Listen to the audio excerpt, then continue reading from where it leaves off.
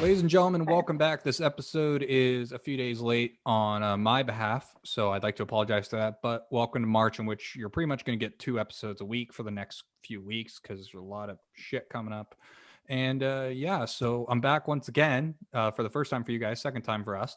Harley from Deadbeats, what's going on? Hey, not much. Thank you for having me back here. Well, Nice thank to you for see you making the time again. to come back. Of course. Everything's already falling apart. Perfect start. So, Harley, why don't you give people a bit of background on like what you do and all that kind of shit? Okay, so I work at Deadbeats Records, which is a record label started by Zed's Dead, who are an electronic music duo. And the label started in 2016, so we just hit our 5-year birthday. Woo. And what I do at the label is I mainly do creative direction, marketing, social media, and merch. So a few different things, but it's a very small team. So we all basically work together and like we all have different jobs that we do. Um, and we actually just last week launched a new record label that's a sub label called Altered States, and it's going to be more of a home for like chill experimental electronic music. So that just opened up like a whole new world that we're currently working on as well, and we're just figuring out the branding and the A&R and everything for that. Y- So yeah. starting a new kind of like subsidiary label, especially during a pandemic, it's interesting because you don't see a lot of those kinds of moves being made right now.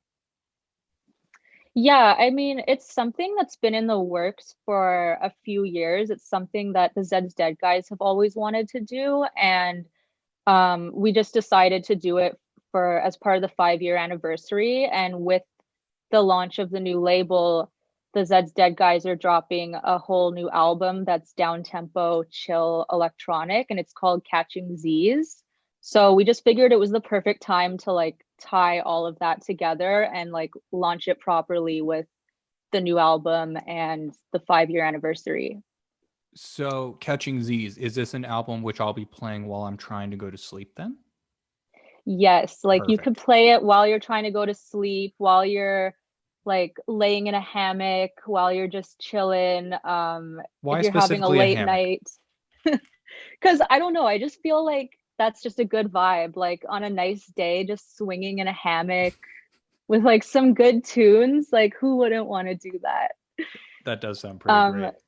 but also like even just going for a drive at night. Like the first single on the album is literally called Late Night Drive, and I feel like that just encompasses like the whole album. Like whether you're just chilling in on your hammock or going for a drive at night, it's perfect. It's just the most perfect chill, like really beautiful music. So and something that's very different for Zed's Dead, because usually a lot of their music is like heavy or big drops, dubstep or drum and bass or whatever. They have so many different genres that they work on.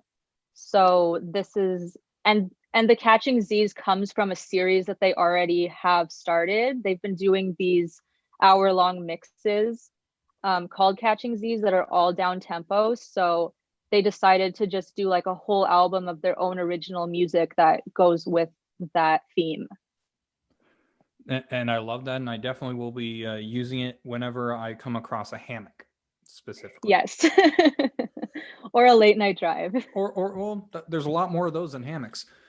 Um, Yeah. so I think I you just really mentioned it want was a a hammock. yeah, exactly. You mentioned it Yeah. was a like a small team. How many people are working at the office?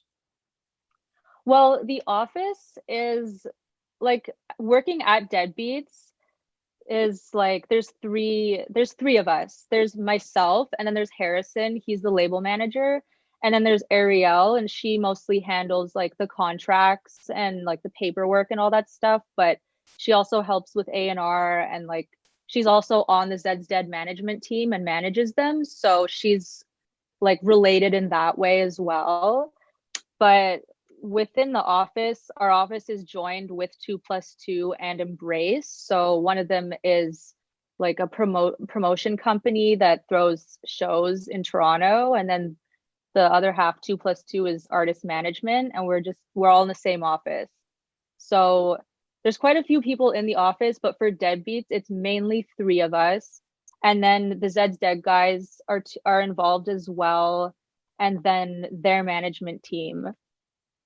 But for the day-to-day stuff, it's basically just three of us. Do you think it's better that way, or would you want an extra set of hands down the line just to help ease up the workload? I think eventually I would love, like, it would be great to have an assistant or just someone, an extra pair of hands to help us, especially with video editing and graphics and things like that. Um, but right now, I'm actually pretty happy that it's such a small team because of that, I've gotten to experience a lot of different jobs and like wear many hats, as they say. So it's cool. Like it's been a lot better for experience that way. And out of all the hats that you've come into being the kind of not creatively, but like one of the creative pushers, if you will, which role stands out to you the most that you would actually like to keep pursuing down the line? I love doing creative direction. I also love doing like I kind of like combining creative direction with marketing. And I love working with the artists and helping them figure out ways to market their music and sometimes even their brand. Like if it's a smaller act that's still working on building their brand, like I love being available to just help them in that way. So yeah, I really love the creative direction side and the marketing side. And with the creative and marketing, what I'm curious, what's been the craziest idea that's like been put on the table that you've either A, executed, or B, was like, nah, this is too crazy, we got to pass? Well, we never really say no, like the crazier the better. And so we're just always looking for alternative ways that we can just like push out releases. And we actually have an OnlyFans account that we did for one of our artists, called Duke and Jones. And basically we just opened up an OnlyFans with them and said like, come check out our OnlyFans for like exclusive previews, and we got them to do like all these ASMR videos where they're like talking about the dubstep drops and stuff. So that was definitely one of my favorites, and they ended up getting so many followers on there, and it was just really funny because people on Twitter were like, what, Deadbeats has OnlyFans? Like it was really great. So Uh, can you just explain to me ASMR with dubstep? I it's just need to try and wrap my head around that concept. It's like I don't even know, like you would just have to see the videos they made. Like they were kind of just describing the drops and what they sounded like, but they were also whispering it into a mic. And yeah, they just kind of made a whole ASMR themed video around their release and it was hilarious. Are they actively pursuing ASMR dubstep presently, or is that was just that for the cycle?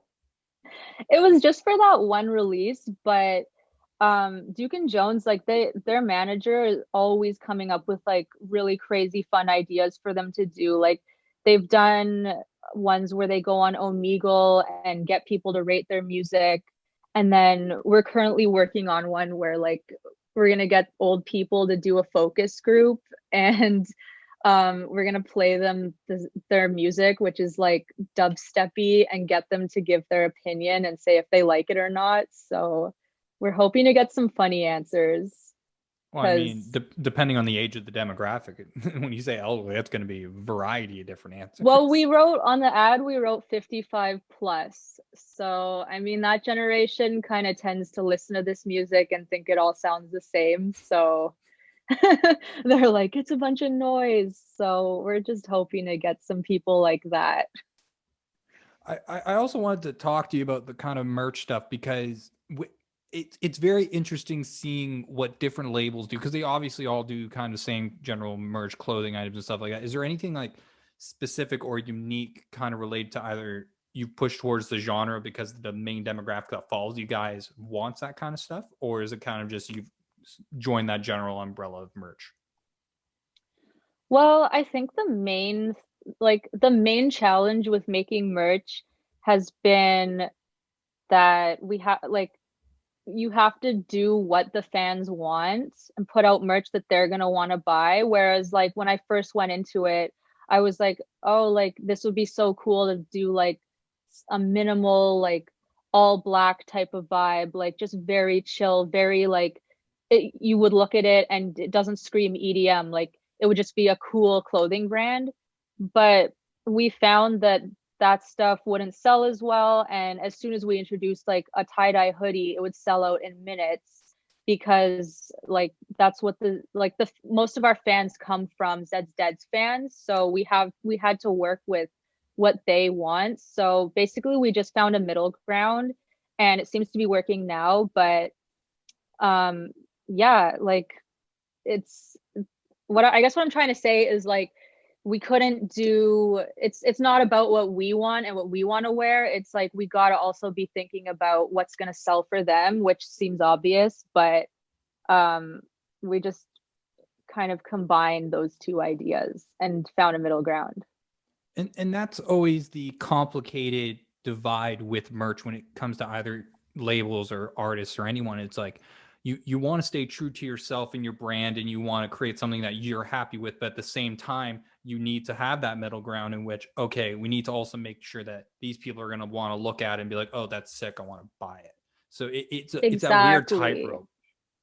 Exactly. And the fans are used to buying merch that's super loud, super tie-dye, like has crazy graphics on it and like really colorful because that's what they love to wear to the festivals and the shows. And stuff like jerseys, like basketball jerseys, hockey jerseys, which isn't stuff that I would personally wear. But again, I had to put that thought away and be like, it's not about me, it's about them. And just try to find a way that we could incorporate that like wacky, crazy aesthetic with a little more toned down and kind of meet in the middle and become like have that be what the brand looks like. Yeah, absolutely. And I'm very excited to see kind of what you guys do in the future, because it's constantly evolving, especially with how the market's changing and, you know, with everything going on in the world, COVID depending, like it's going to change everything, especially live events and festivals and all that kind of stuff. I'm curious how EDM festivals are going to work, because in the last recording, we kind of talked about this a little bit, in which the culture is up close, connected with people right beside you, feeling the bass, feeling the rhythm, feeling everything, feeling the energy. Do you guys have kind of a vision of what it could be, or is it still like you're just waiting to see what the light at the end of the tunnel looks like? We're still kind of waiting. Like, I mean, everything's like all the answers keep changing. Like, we've heard festivals and shows could come back this summer. We've heard that they're going to come back in the fall. And we've heard other things that are like, it's not going to come back till 2022. So it is a lot of waiting around. Like, of course, there's drive-in shows and pod shows and stuff like that. But like, we haven't accepted any of them just because we want to make sure it's 100% safe before we do any shows.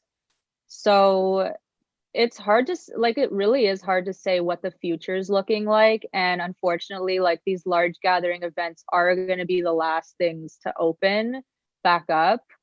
A lot of venues are doing like limited capacity, which that might be something that we look into, but we don't know if it's worth it, like in terms of money and things like that. So we're just waiting to see right now. The big issue with the limited capacity is the only way that's going to justifiably work is if the artists are willing to take a pay cut. But the issue with that is, depending on the size of the artist, the production, the draw, the amount of tickets sold, and all those other factors, it's just not going to be viable for certain level of artists. Yeah, exactly. So it like we're just kind of waiting to see when it's safe to do so. And I know it's going to take a long time for the world to be normal again, but we're just hoping for the best. And if we have to do limited capacity, like we'd rather do that than just not have shows for the foreseeable future. But it is really difficult because especially because we have the fans messaging us all the time being like, when are you guys going to do a drive-in, or when are you guys going to like come to my city and do limited capacity? And like we want to make them happy, but it's just not the right time, unfortunately. It's a complicated answer, and I'm sure if any Deadbeats fans or Zed's Dead fans are watching this, you have to understand there is a huge liability here. The amount of the cost for insurance has skyrocketed for all these events, especially a drive-in Oh event, yeah. because like there was a scenario that happened. I think it was like somewhere in New York or something like that.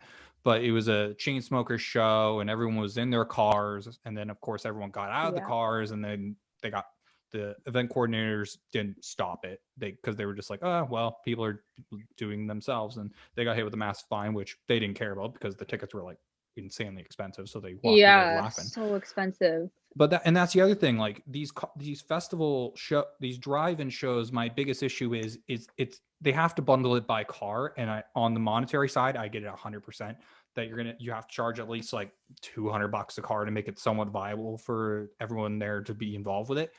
But Mm-hmm. it's one, you're in an economic state that things are going to be only get much worse, especially that tax season's coming up with CERB and a bunch of people having to pay either the full amount back or the tax back, whatever it is. So Yeah, people won't have the finances to go to the shows, and that also adds another complication factor to it. And also with the culture, I I don't know if the fans of what you guys do would want to really sit in a car and listen, because that's not what the show is. exactly.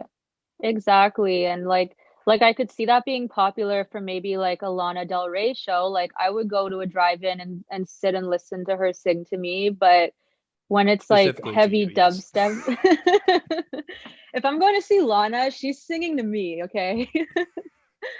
Whether she likes it or not. But um if like for dubstep, yeah, like everyone's bouncing around, they want to jump, they want to headbang, like it's not something that you sit down and watch. So that and any of these EDM drive-ins, people have ended up getting out of their cars and rushing to the stage and getting in trouble. And like the chain smokers example, like because they're the ones on stage, like they're the ones who are getting the hate for it, and on social media they're the ones that people are talking shit about, when it was, multiple people's fault.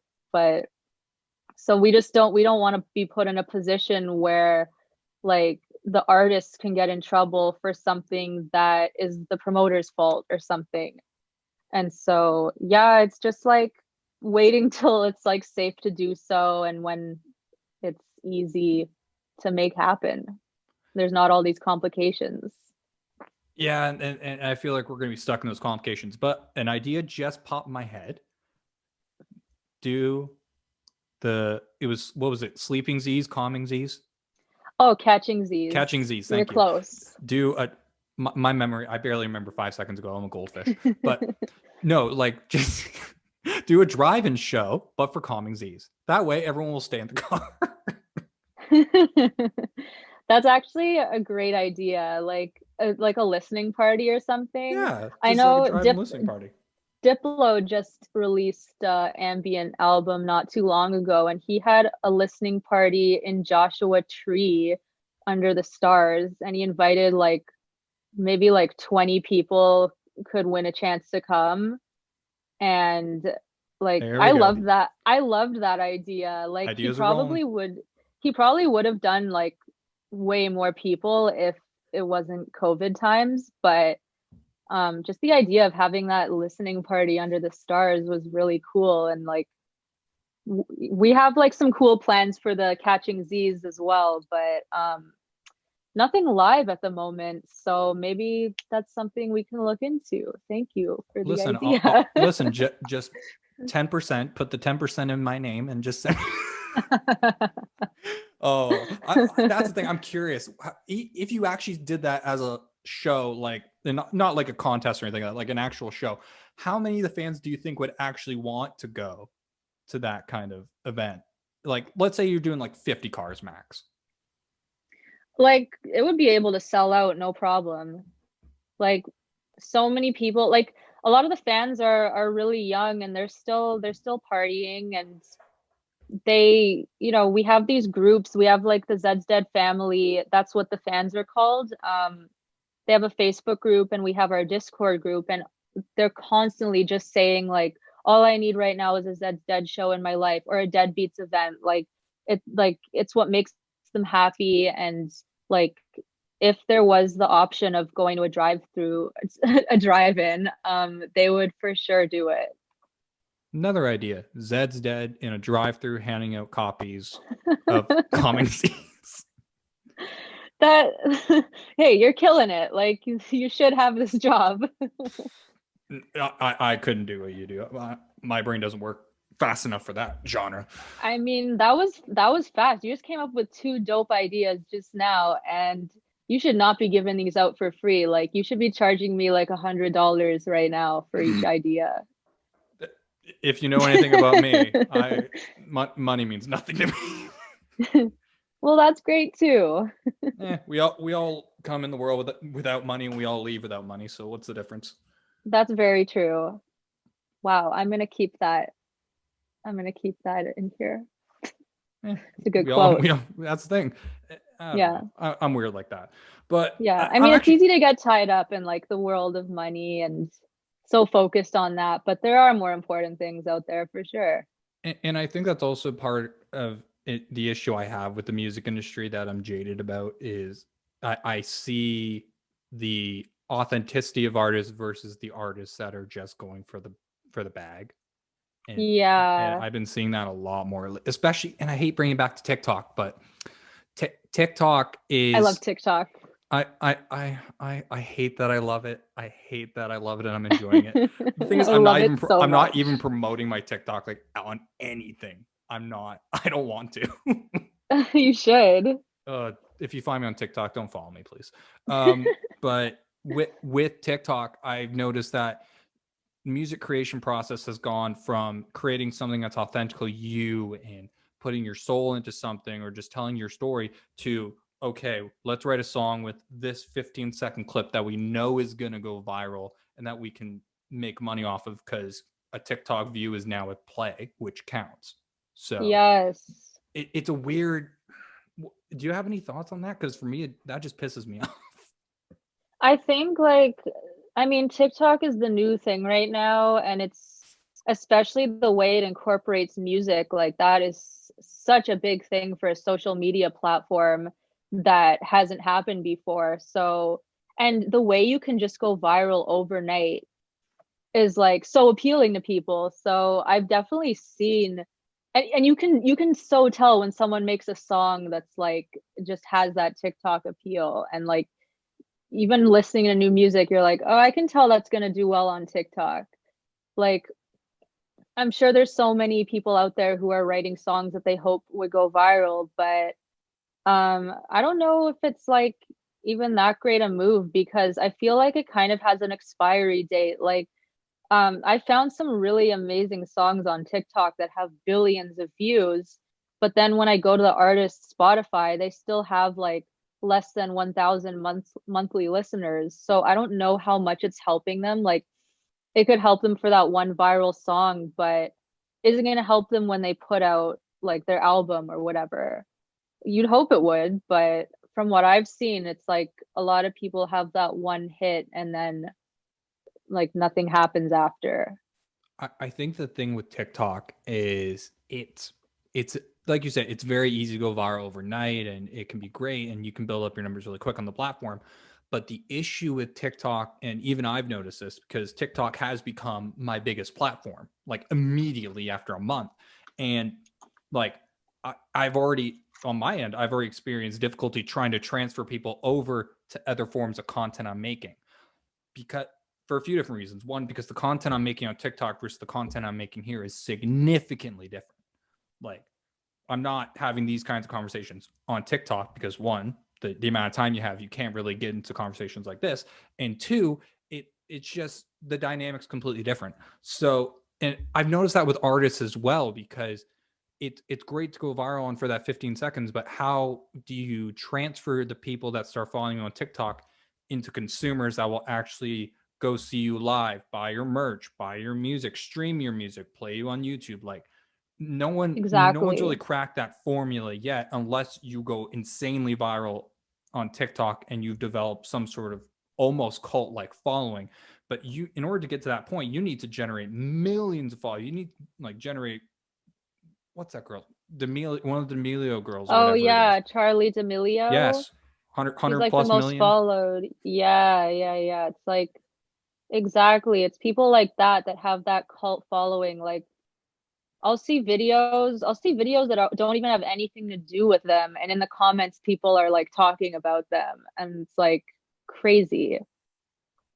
So like yeah, you have to have that kind of following, but otherwise like from what I've seen, like it's great if you have a viral TikTok song, but I just don't know how much it's helping with like your Spotify streams and your monthly listeners and things like that, like your YouTube views, unless it's for that one specific track.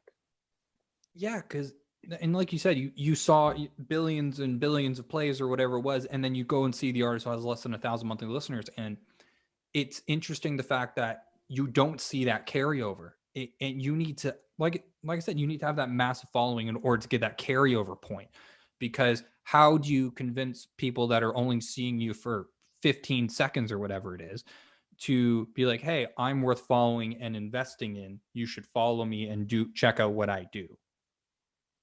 Yeah, exactly. And I was surprised when I saw like how few listeners some of those artists had. Like I was expecting that, oh, they blew up on TikTok, they blew up and like they're set, they have a music career now. But no, it's like it didn't help them much in that way. And even and like I even checked out one of the artists' Instagrams and they were promoting some new music and it was hardly getting any engagement. And like I felt bad. I was like, wow, like they had that one song really blow up, but like it didn't really do much for their career in general except for that one song.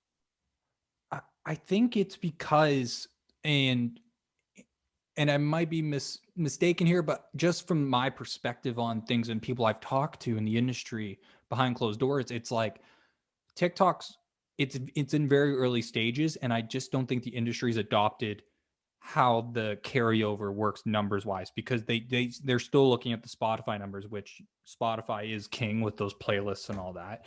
So they're seeing like, wow, these people are getting millions and millions and millions, and they have all these followers on TikTok, but they're looking at it as it's connecting that barrier almost. There's like a barrier in between TikTok and the rest of everything else, because TikTok's so new and everyone's still trying to figure out the algorithm, that Hmm. you can't really adopt.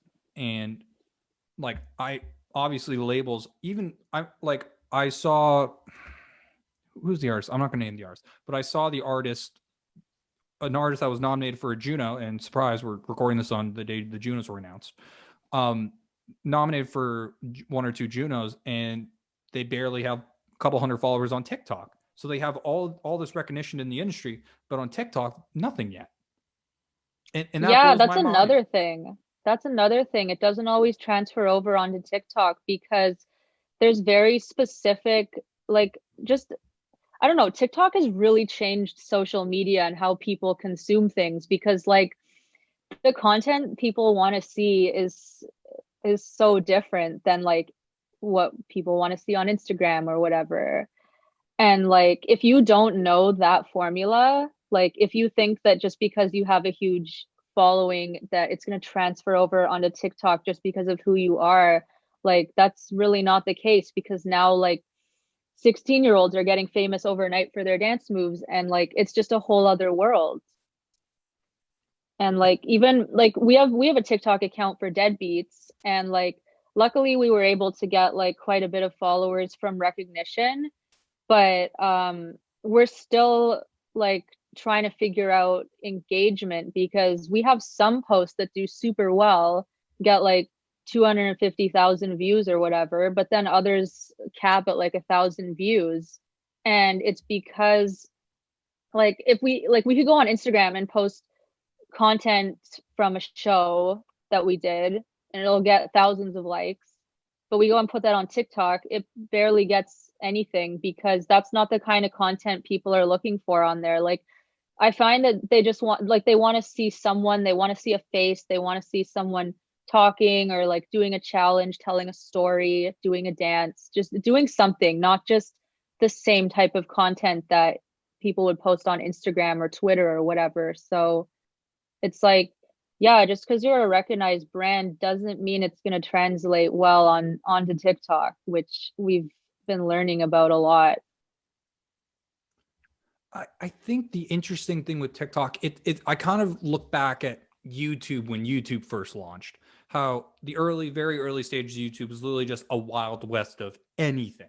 Like you could pretty much post almost anything and it will stay up and everything will be fine. And they weren't worried about Yeah. monetization. They weren't worried about this and that. And TikTok's kind of in that early stage. I mean, they're very fast developed because now that's the world we live in now. But the Yeah. monetization is crap on TikTok. Like you get pennies upon fractions of pennies, pretty much almost equivalent to Spotify plays. And Yeah.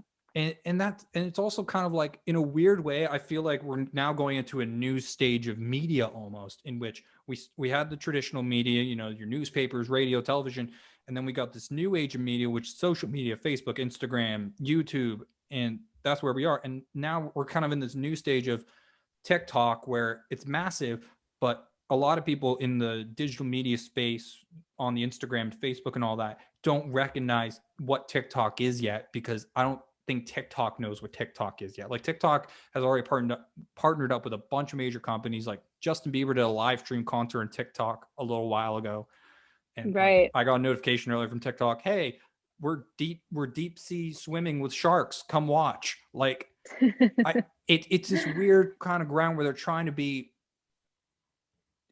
a platform in which people consume content and it's easy to go viral. But I think they need to level that down somewhat, because I think there's too many people going viral. And it's kind of like you have to have that filter that YouTube added later on. Don't get me wrong. I think YouTube is way too filtered at this point. But there needs to be a middle ground in which people can post what they want in a safe and respectful way, while at the same time toning the level of content and letting the good stuff rise to the top, as opposed to random stupid shit like what I post do well. Yeah, and it's like it seems to be that like the stupid shit always does so well. Like I know I have friends who've gotten big on TikTok, and it's like they'll put so much thought into one of their TikToks and it won't do as well as one where they're just like acting stupid on the camera. Like it'll go viral completely. And it's like, yeah, it's so weird that like that's the kind of content people want to see on there, and it's great. Like I love it. It's my favorite app right now. It's I damn Vine thinking that energy, like almost Vine energy. it is, and I loved Vine. Like Vine was always my favorite. I loved the World Star Vine compilations every Friday. Like those were the shit. And I almost think that like Instagram is the new Facebook, and like TikTok is where it's at. And that's where I spend all my time now, unless I'm like, I still have like Instagram, Facebook, and all that, and I use it for work. But if I didn't if I didn't have to use it for work, I wouldn't have Facebook. Like it's so pointless. And like TikTok and Twitter are my two favorites. Like I just love how great it is. I can't do Twitter. I've barred myself from Twitter. Yeah, I don't tweet because usually like I don't know, I have like social anxiety, and every time I write a tweet I just immediately regret it. But I like reading them, and I find that a lot of like all the jokes that are on Instagram anyways, like it all comes from Twitter first, and now TikTok too, because they're just recycling TikToks with their reel system. But yeah, I heard, I don't know if it's confirmed or not, but I've heard Instagram Reels, if you post a TikTok on there, they suppress it if the TikTok watermark's on there. I've heard that. I need to do really? research, but I wouldn't be surprised.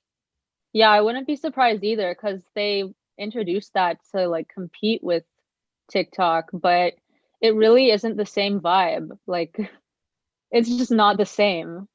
Yeah, it's like someone sees something cool and then they're like, oh, you can have this slightly altered version of it. It's almost the Yeah. same.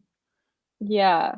But what is the demographic on TikTok? That's what I've also been trying to figure out. Who is the main demo? Because the main demo for what you do on Instagram and Facebook is possibly totally different from what the main demo is on TikTok. Because like the stuff I'm posting, it's getting views and all that, but like I don't know who's watching it. I mean, the algorithm is so specific that like I don't even know who the demographic is because there's something on it for everyone. Like, and whenever I see like friends of mine's For You page, I'm like blown away at how different it is from my own. Like one of my friends is a personal trainer and his whole like a lot of his For You page is videos of chiropractors cracking bones.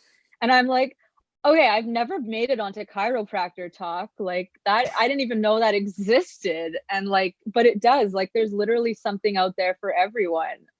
Like that, and that's what I always try to explain to people. People are always like, oh, TikTok's so stupid, it's just people dancing. But I'm like, no, once you get past that part, it's amazing because it knows you and it knows what you want to see. And it is a little creepy how specific the algorithm gets, but like it's amazing. It's interesting that people think that way because that's exactly what people thought about YouTube at one point. It's like, oh, it's just stupid videos and cat videos and all that kind of stuff, and now it's Right. become the juggernaut of content that it is. Yeah. But the interesting thing is we're also seeing a divide in the culture in terms of either like long form comment content evolving and like Joe Rogan getting that multi-million dollar Spotify exclusivity deal, and then Spotify stock going up and all that kind of stuff. And then also it's the next group of people going towards TikTok, going towards an even shorter form of content. That's what's Yeah. fascinating to me because obviously it's an older demographic going towards podcasts, going towards like I know what my demographic is for the podcast. It's people in their mid 20s or early 20s or whatever it is. But for TikTok, I'm actually going to look at my TikTok demographics after this because I'm very curious. I haven't looked at that yet. But Yeah. I don't know. It's weird to see kind of this culture shift going either towards more long form thought out content than towards like minimalistic, very simple content which anyone can do and go viral on. Yeah. And like the the hardest part about TikTok is it changes so fast, the trends. Like, I mean, for like as someone who does social media, like if I'm doing Instagram or Twitter or Facebook or whatever, I can write out these long campaigns and be like, okay, I have content for the next few weeks and they're all going up on like this day, this day, this day. But you cannot plan out TikTok like that because the trends change so fast. And when there's like, it changes like shorter than a week sometimes it feels like. And by the time that I want to jump on a trend and or just me being like older and not able to figure out the app as well. Like by the time I even figure out how to do make a TikTok and jump on the trend, like that trend has already passed. And then like people will like call you out in the comments being like, people are still doing this trend. So like it changes so fast. Like, I think it's and even that's less than that. I think it's like I've seen trends because I've been posting every day for the past bit. I've literally seen it change day by day. What people are posting yeah. and releasing and all that kind of stuff, and like it's just so crazy to see that. Yeah, like that one people were doing with the dramatic sound effect in the background where like I forget they like say Oh, and something then it like and drops. then Yeah, and then yeah, the yeah. yeah then the dramatic sound drops and then they're like getting all mad or whatever. Like I wanted to do that and then by the time it rolled around that I was able to figure out how, like no one's even I haven't seen new ones of those in a while. So it changes so fast. So I've just been trying to learn how to like make sure as a brand we jump on those trends right as they're happening so we can get the views.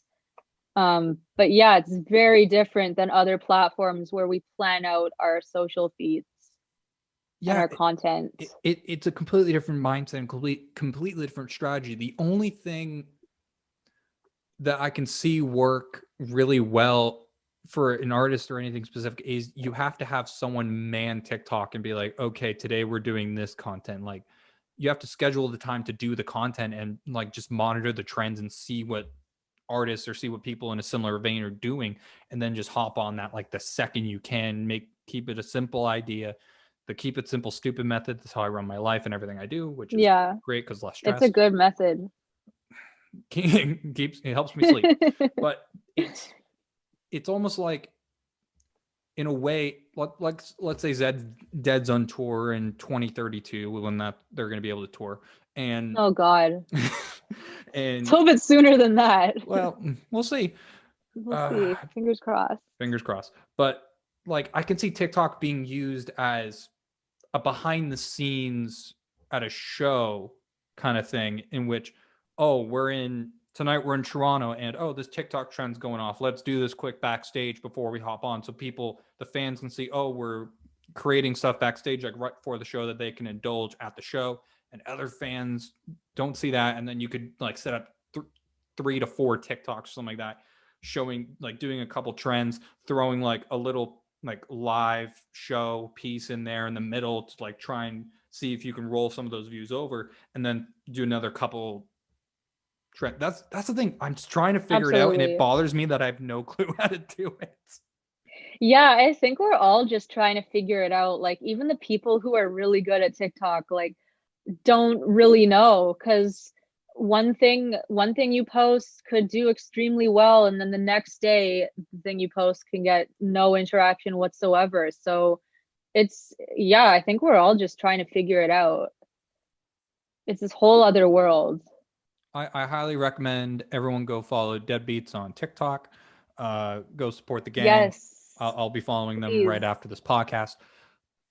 Thank you. But kind of taking it back, kind of backtracking here a little bit, like how did you get involved in the madness that is Deadbeats? Because like the fact that you guys are doing so much, and me learning it's only like 3 people like involved. Obviously you have the artists involved and all that kind of stuff, but like the 3 people like pushing the boat, like how did you get involved in that madness? Well, basically, I originally wanted to get a job for 2+2 Management, which is the management company that manages Zed's Dead, and it's owned by Adam Gill. And I hit him up, got an interview, but at the time they were looking for someone with a little more experience. I hadn't worked in music before, and they run they manage so many clients, and like it's a very fast-paced job. So at the time they were looking for someone with a little more experience. But I kept pushing, and I kept emailing him and seeing if he had any openings, and they didn't, not for someone who didn't have any experience anyways.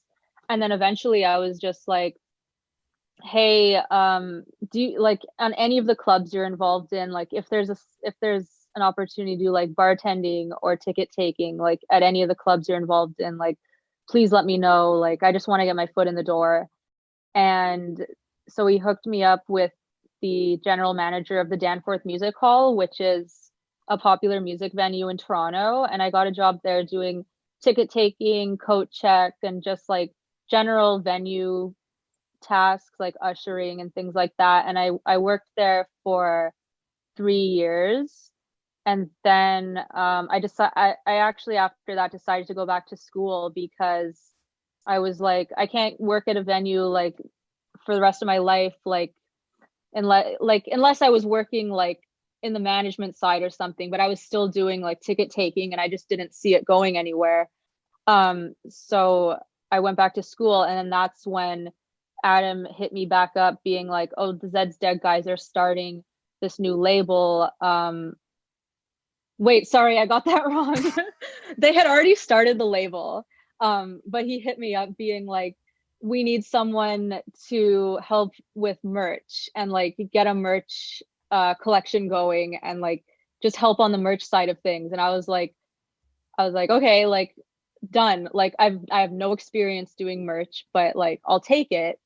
And it turns out the label was a year old already because it started in 2016 and I joined in 2017. And it turned out that the label manager, Harrison, he also needed some help, like in his work, like doing like admin and just like having kind of like an assistant role to like help out with like filing and spreadsheets and all that fun stuff. So I started off doing like working part-time doing merch designs and like a little admin and assistant stuff.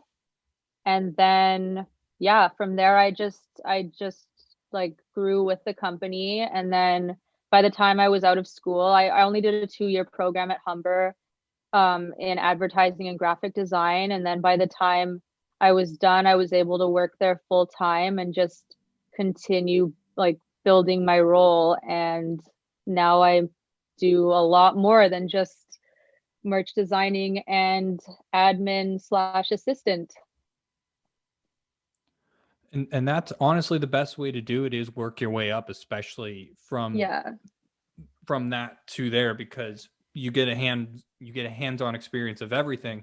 And then when you're ready for that point, you can take on more responsibility and continue to grow and continue to develop. And I think that's also something that's really great about having a small team, is the fact that there's going to be way more opportunity for someone to develop and grow different skill sets, as opposed to having a staff of 20 to 30 people in which everyone has a specific job and you're not to deter from those different Exactly. jobs.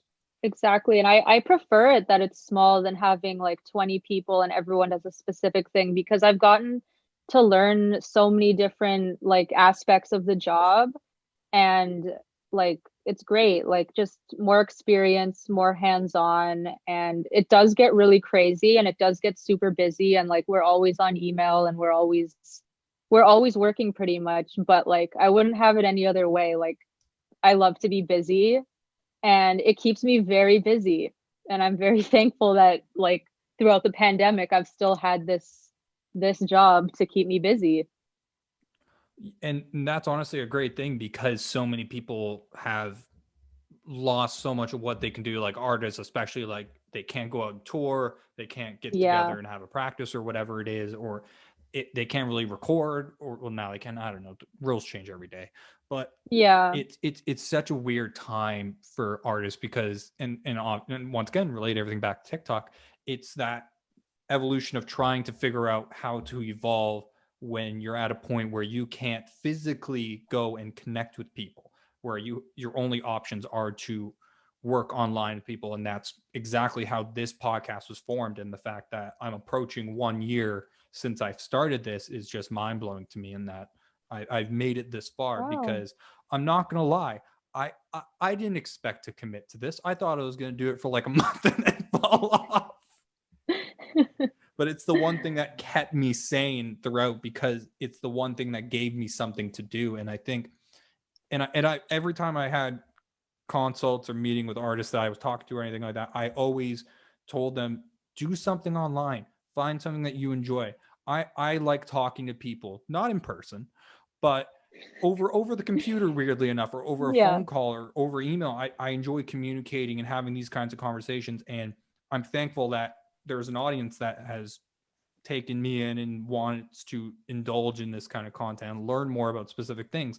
And it's good to see that you kept yourself busy, and busy is always good. And it's also allowed you and the rest of your team to try and figure out different ways to make things happen based on the scenarios that you're in. Exactly. Yeah. Like it's, because of the pandemic, like it's been such a big difference from what we're used to. Like we're used to like the shows were like the main thing, the releases and the shows, but it really felt like everything revolved around the shows. Like the most important thing was selling tickets and, going to the shows and making sure that they were great. And then that got taken from us, and like but we still managed to have a really successful year despite that 2020 was really shitty for everyone. Like we still managed to like maintain like the fans like still were following us, still watching the live streams that we were putting on, because we had to like translate the live shows into live streams. Like merch was still selling better than ever, and we had our radio podcast and still consistent releases. So we still had so much we were doing and still are, but it was a huge change, and like definitely confusing at first for all of us to try to figure out like what are we going to do. But like it's amazing that we managed to still have so much going on despite not having live music. The pandemic almost kind of reminds me of a bush burning in a way, in which you're going to clear out a lot of people, not only artists, but in the industry as well, who, because we're not going to see as many people bounce back from this because they Yeah. had no other choice but to take up another line of work in which they're going to make more money there than they are here. And it's kind of like, it's seeing the cream of the crop who are able to evolve, able to adapt, able to grow in a time where you can't go out and tour, because that one is the main income for a lot of artists now, not online. Because if any of you know anything about streaming, you make shit unless you get Yeah. millions and millions and millions of plays. But Yeah. the livelihood of that is gone. So it's turned around to evolve. And it's amazing to hear that Deadbeats had a great year, because I know many companies and many artists, especially artists at major labels, who had very, very sub-poor releases, or releases that should have gone better if that live aspect was there. Yeah, it's like I like we didn't think going into it that we'd have such a great year too, because we're like we were about to launch like another big North American tour with like 30 dates, and we had our big show at Red Rocks that we do annually get canceled. And it was going to be a huge year for us in terms of the live event side. And each year gets bigger and bigger, and we expand to bigger venues and sell more tickets. And they've been like improving each time. And so when all that got canceled, we're like, at first we were like, what are we going to do? And we all had that freak out. Um, but because Deadbeats is so much more than a record label, like it's become this lifestyle brand, like we were able to like flip that and do like have this live stream event that we do called Deadbeats House Party, where you stay in your house and you watch the artists on your TV instead of going to see them at shows, which obviously isn't the same, but it filled the void that was missing. And then like consistent merch drops and the radio podcasts, and just having content go up on our socials, like we were able to really like focus on the fact that Deadbeats is a lifestyle and not just a label. And that's a goal we always had for the brand from the beginning anyways. So kind of tying this in then, what does the future for Deadbeats looks like as of now? Like, how much of the things that you're doing are going to carry over post pandemic, or how many, or is it going to go back to more of what the original formula was? I think well, because we got on Twitch now, and Twitch has been like our life savior for the whole year of 2020. That's like a platform that I never thought that I would learn how to use ever. I thought it was just an app for video gamers. So I had to tap into the world of Twitch. And I mean, once music starts again, I don't think we'll be continuing to do like live DJ sets on there, but I think we'll still be using Twitch in general, because now we stream the weekly radio podcast on there, and hundreds of people still tune in every week just to like listen together and chat. And then we also have like some of our artists do non-music related things like drawing or playing chess or playing video games or just talking, like doing kind of podcast style.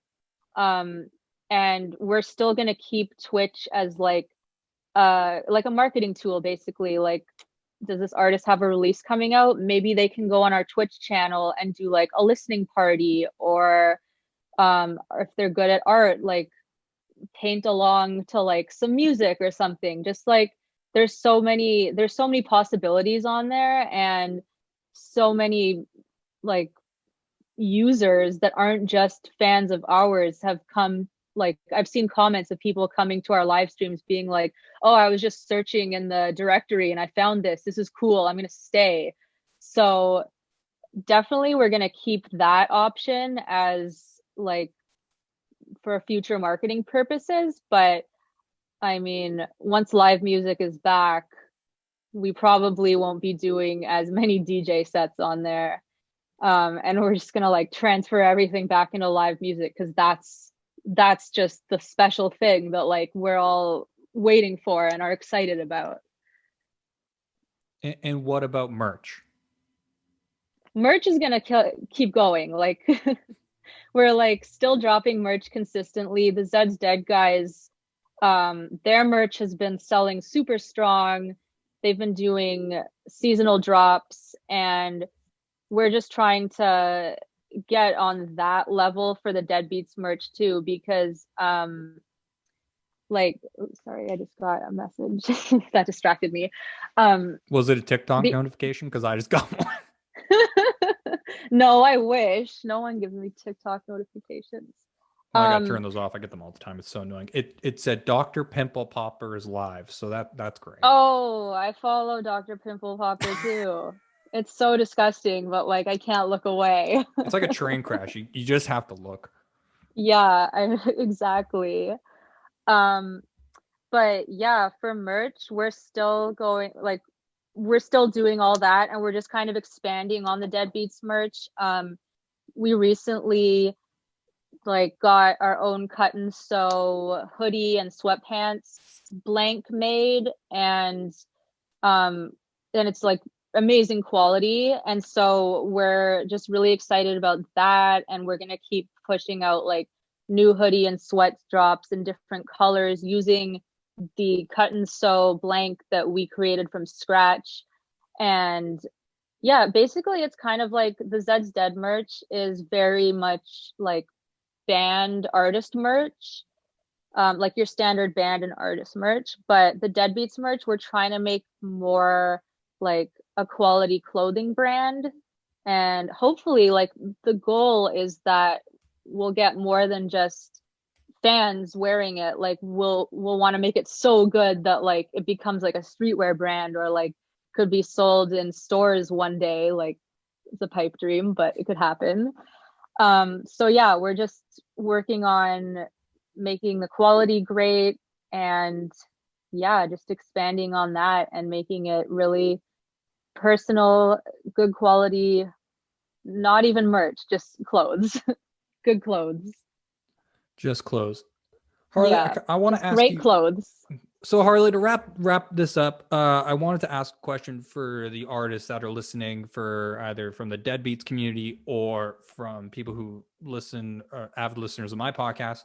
What piece of advice would you have for the artists, and like what should they focus on in terms of either getting ready for post-pandemic time, developing an online presence, anything in that kind of area? I think developing an online persona is really important these days when we're in the age of social media.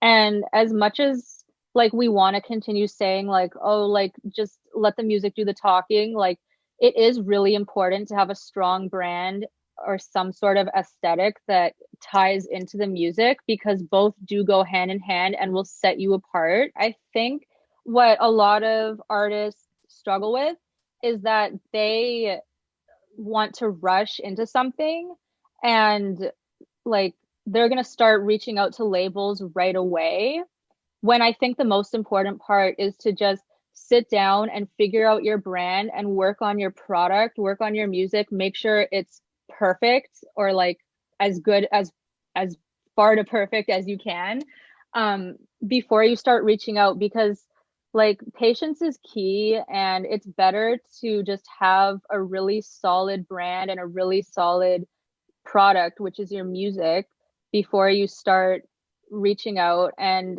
like it's not something that happens overnight, and some people it does happen in a year, some people it takes 5 years before they've perfected their brand and their sound. But I think if you just like work on it for a while, like take that time to really figure it out, it'll pay off in the long run.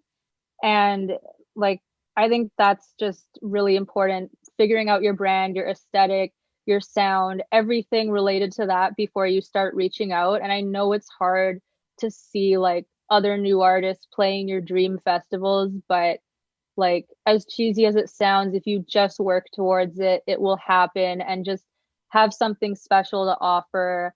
And because the market is so oversaturated that you gotta have like you just got to figure out your brand. It's as long as you have your brand, your aesthetic, and your proper sound, it'll be a lot easier to gain recognition and reach out to professionals and labels and all that. And even just having something that goes with like you said, the online persona, like just having something that goes with the music, especially now when we don't know like when live shows are, it's good to have something besides music. Like we have this one artist on our label called Hayes, and not only is his music super dope, but he's also a hilarious dude, and he has a huge following on TikTok, and he's able to kind of combine the two. And then we have this other artist called Eprom, and he does like his music is amazing, and he also does all his own 3D renderings. And he just kind of has this like really cool looking aesthetic, really cool brand that anytime he announces like a merch drop or a vinyl, like people are so quick to get on it because he just has this really cool brand. So what I'm trying to say is just take the time to make sure that you have a good brand, good sound, good product before you start reaching out to labels. And the more you work on that stuff, the more it will happen for you. I think that's perfect. That was a mouthful. No, it's perfect. That's exactly what it is, and I could not agree more. Harley, Sweet. thank you for taking the time to hang out, come back and do this a second time. Where Yes, can people find you and what you do and Deadbeats and all that? Well, definitely follow Deadbeats. It's Deadbeats on all platforms. Follow Altered States. That's the new label. I'll let you know how that's spelt, and you could maybe link it down below. Yep. And if you want to find me, my Instagram is Harley Rapp, 2 P's at the end. And I don't use Twitter very much, but if you want to follow me on there, my name is Oat Milk Bitch. Right, I remember this. Yes. Oh, so great. All right, guys. I will see you on Friday for another new episode of the podcast. Take it easy. Peace. Thank you for having me.